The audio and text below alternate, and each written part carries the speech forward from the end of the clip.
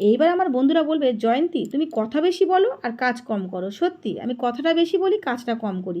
একদমই ঠিক নয়। আমি তাই ভাবছি কথা কম বলবো, কাজ বেশি করে করবো। তো ওই জন্য দানাগুলো নিয়ে নিচ্ছি বন্ধুরা। এবার আমি এগুলোকে জলে ভিজিয়ে দেবো।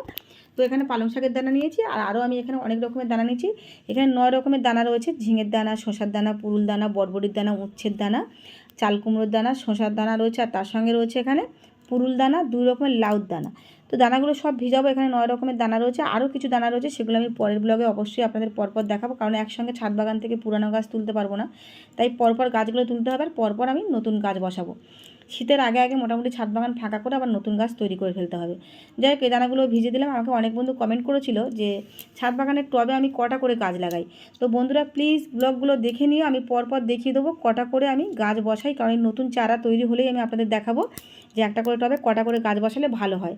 আপনারা কিন্তু প্লিজ দেখে নিও বন্ধুরা।